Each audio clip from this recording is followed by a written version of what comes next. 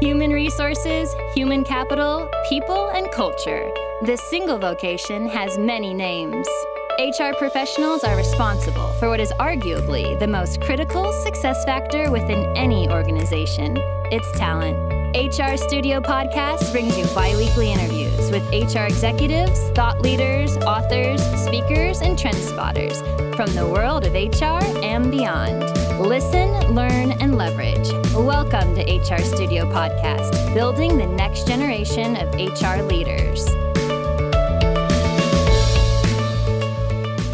HR Studio is brought to you by A.J. O'Connor Associates, a trusted human capital consulting partner to emerging, mid-market, and world-class organizations. For over 35 years, AJO has built its reputation on experienced listening, exceptional quality, and caring partnerships, delivering services in 30 states and 20 countries. To learn more, visit us at ajoconnor.com and be sure to check out our top-ranked HR blog and sign up to receive email alerts while you're there. So welcome everyone to HR Studio Podcast. I am Fred Bunsa. I am your host for today's episode. Today we're thrilled to have back with us for a repeat performance, Scott Overcarsh. Scott wrote the book last year called Is Everybody Happy?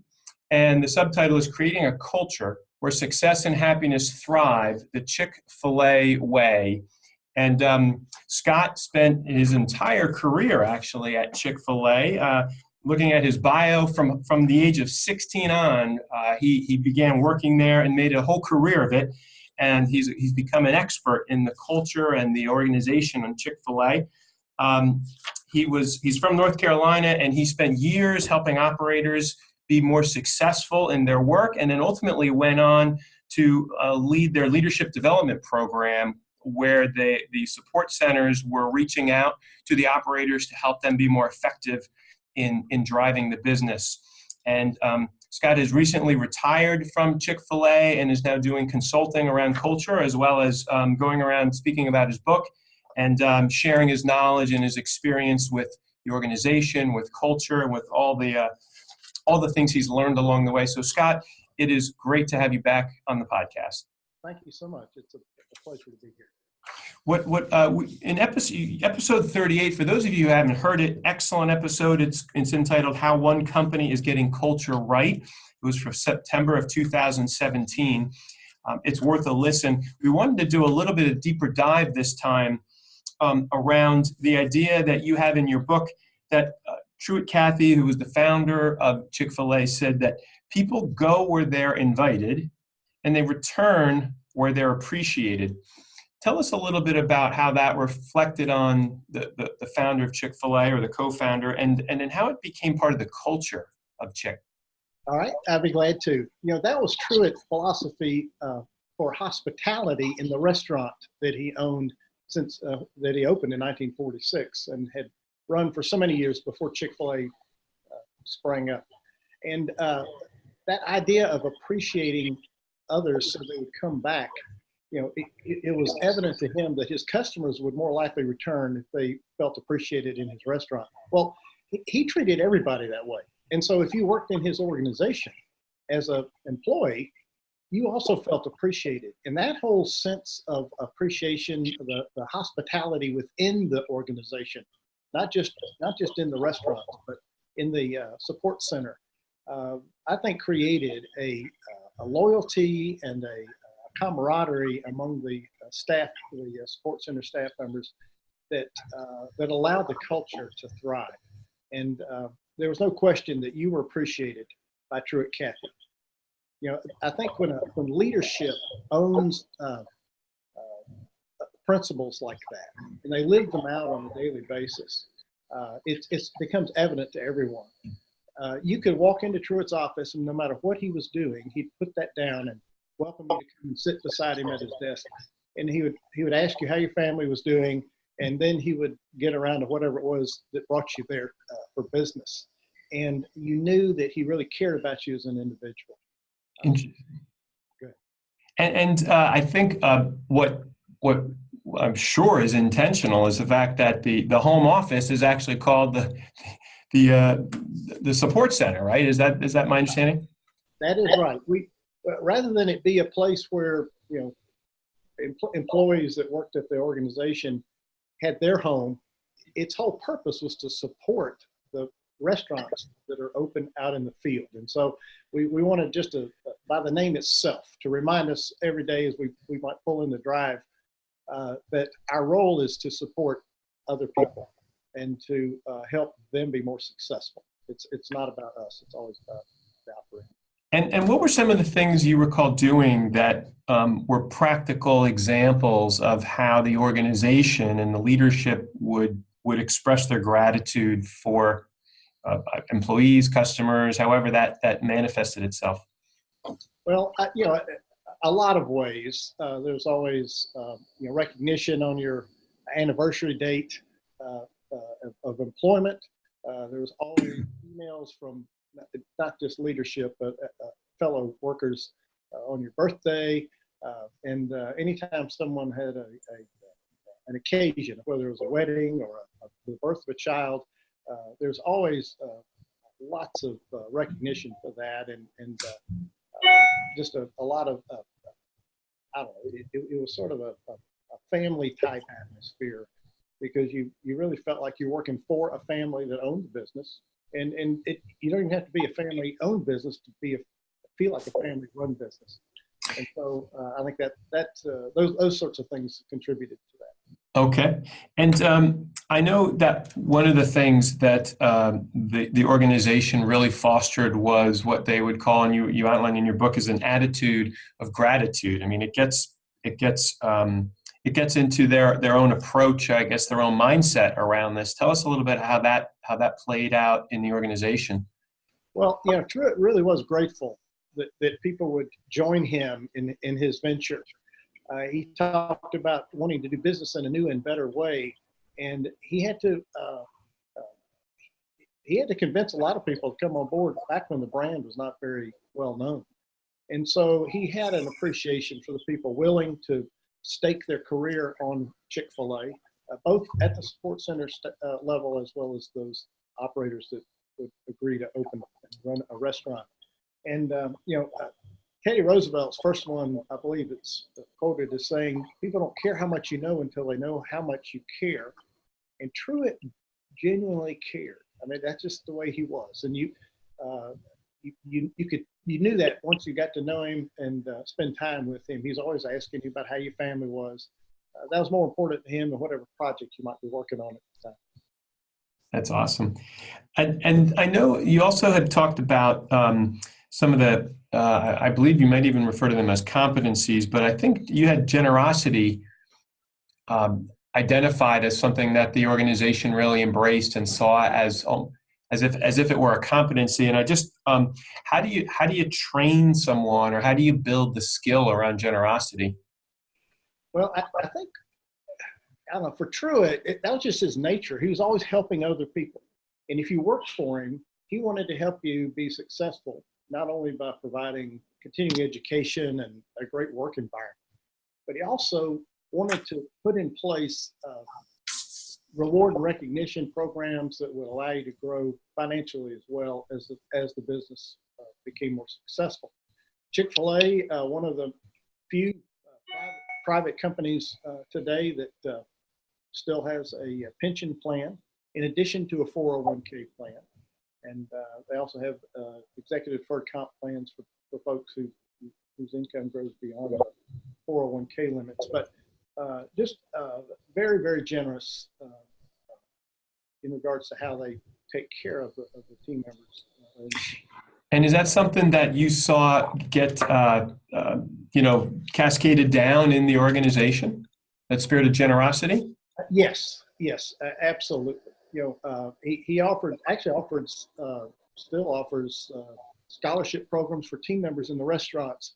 And this is something that the team members actually work for the operator in that local restaurant. They do not work for Chick-fil-A Incorporated. But Truett and now his family provide scholarship help to help team members that are beginning their college education to get started. And it's a little seed money. It's not for many. It's not a full ride. They do provide a full scholarship. Wow. But, and so by doing that, they're sort of role modeling for the operator, the kind of appreciation and gratitude that they should also have for those team members in the restaurant. That's fascinating. The organization spends a lot of time hiring the right people. Tell us a little bit about how that came about and what drove that kind of an approach. I mean, organizations all claim they want to hire the best people, but sometimes they rush into a hire, and it seems like Chick-fil-A has a really thorough process that they use before someone comes on board. Well, Chick-fil-A has always been very selective, and Truett was especially when he was involved in the business. But I think if you know exactly what you're looking for, then you just don't select somebody that doesn't meet that expectation. And if you become a business with a culture that's known for certain traits, you're more likely to attract people that find that those traits the kind of place they want to work. And so you end up, I believe, attracting people that are more equally yoked, if you will, to the culture of your organization. We are very selective. I know that I was in HR for about 5 years, and I just know that we were oftentimes short on several positions because we hadn't yet found the right person. We had people that would work the job, but they weren't the right person. And so I see. We would always be very patient and deliberate in that process because once somebody joined the organization, it was the philosophy of Truett and the Chick-fil-A that we wanted to stay in relationship with one another till one of us either died or retired. We didn't want this to be a 2-year or 3-year stint and then you move on somewhere else. And so we're looking for folks that we know are going to be successful long term, whatever the role will be. And how does that play out today when there's a bit of a gig mindset or a free agent mindset with the generations coming out of college and in young professional realms where people feel much more inclined to go for a few years, learn whatever you can, and then move, parlay that to something bigger and better somewhere else? What's been the experience of the organization in terms of attracting and then retaining those kinds of people? Well, there's a focus on setting up mentorships. Folks that have been around a long time are encouraged to spend time with new hires, and new hires are encouraged to go and talk to those that have been around a long time. I had a lot of folks actually travel with me right after they began their employment at Chick-fil-A, and that's an important part of trying to keep people long term. Another thing that Chick-fil-A does is we're very deliberate about encouraging people internally to apply for other positions within the organization where they might actually be able to go and get that extra experience without having to go to another company to do it. I see. I started out in an operational position. I then spent time in marketing and then a stint in HR and finally settled back in operations where I was just happy as can be and certainly enjoyed filling out the final years of my career in that operational department. And when you were doing your leadership work, Scott, was that in an operational role or was that at part of the HR organization? No, that was in operations. I was a consultant for the leadership development team members, participants in that program. They had two roles. They'd spend some time opening brand new restaurants, and so I would coach them on how they could get the best results from opening of a new restaurant. And then they would also provide leadership for stores that were between operators. We might have an operator relocate from a store to a brand new store across town in his market. And so there might be a gap between operators there while we're selecting and training someone to go in as the replacement operator. And so people in our program would go in as interim managers. And that would be a time to go in and I could encourage them and coach them on what they would be, how they could run that store as if they were the operator, because ultimately that was their goal. They wanted to become an operator, and this was sort of their training. That's interesting. So you're just growing them from within and using that time of transition to help current employees step up to a higher level of ownership and management. Yes. Most of the people in that program actually worked in a restaurant somewhere for year, 2, 3 while they were finishing up their college. And so they came with a lot of the skills that they needed, but the managerial skill, the leadership wouldn't have had a chance to really be as developed as fully as it can be when they're running a store, flying solo, as I like to say. Sure. So, Scott, when you think about our audience of rising HR leaders and leaders of all stripes, what would be some of the things that you'd encourage them to focus on if they really wanted to kind of make their organization a little less stressful, possibly, and happier, people having more engagement? What would be one or two things that you would say, probably one of the first one or two things that you should take a look at, or something that might be traditionally overlooked that you found in your experience to be really important? Well, first I would ask the question, how are we making our employees feel appreciated? And if you ask the employees first, they might not have any clear answers, or they might answer the way you think they would. And so understand what it is that you're currently doing that is reaching out to those employees in your business. And then maybe ask them, what is it that we are not doing that you would like for us to do? Because you want employees to feel like the leadership is sensitive to their needs and wants their tenure there to be enjoyed. I would encourage also for HR to talk with leadership and find out from them, what is it you really want this company to be? How do you want us to be known? And if leadership isn't leading that way, then maybe they need to have some hard conversations and suggest that, it starts at the top. If leadership isn't living the way they want the business to be known, it's hard to get people to fall into line in that regard, because they're going to follow your example. Leaders need to be upfront, and they need to be out there where not only the team members are, but where the customers are interacting with the business. And they need to live that culture that they want to see.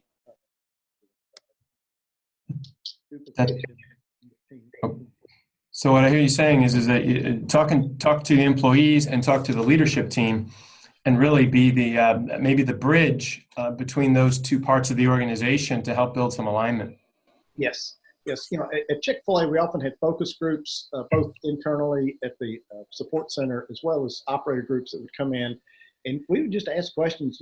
What are the things you're struggling with? What do you need us to do to help you do your job better?